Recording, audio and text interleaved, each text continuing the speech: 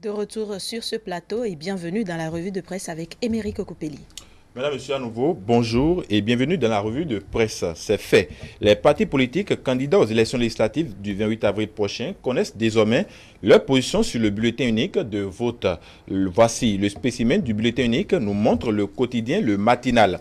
Le tirage au sort pour ces différents positionnements a eu lieu ce jeudi 4 avril au siège de la Commission électorale nationale autonome. Au thème de ce tirage qui a réuni les représentants des partis politiques concernés, l'Union progressiste est arrivée premier, suivi du Bloc républicain. L'Union progressiste et le Bloc républicain fixés sur le bulletin titre Fraternité. L'événement précis indique que les partis UP et BR positionnés sur le bulletin unique. C'est donc le top que donne la Sénat selon le Béninois libéré qui poursuit son calendrier électoral. Il est à rappeler que l'Union progressiste était représentée à la rencontre par Christelle Rondonoubo et Éric Sangan du Bloc progressiste. Et du côté du Bloc républicain étaient présents l'honorable Jean-Michel Abimbola, Robert Gbian et André Okunlola. Et juste après le tirage au sort effectué par la Sénat pour le positionnement des deux partis en lice sur le bulletin unique de vote dans le cadre des joutes législatives du 28 avril 2019, le président du bureau politique de l'Union progressiste a donné de la voix. Bruno Amonsou invite les candidats en course à battre campagne. À présent que le processus électoral est lancé, toutes nos équipes doivent se mettre au travail, a déclaré Amonsou au cours de sa conférence de presse.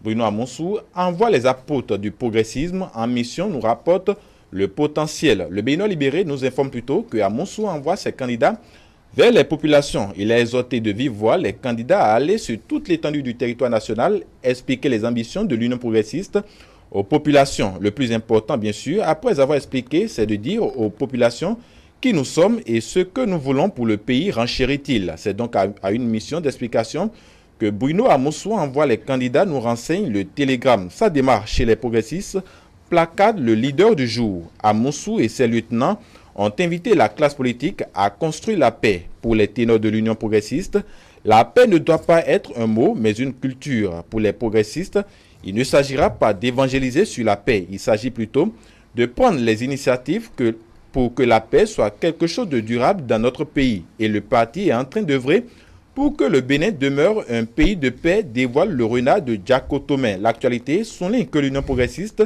se positionne en artisan de paix, pendant que Libération fait savoir que prête pour le 28 avril, l'UP invite à la culture de la paix. Il invite les leaders du parti à se mobiliser sur le terrain à partir du 12 avril pour enraciner les valeurs de l'Union progressiste dans toutes les contrées du pays. C'est pourquoi le matin retient les consignes de Bruno Amonsou aux progressistes.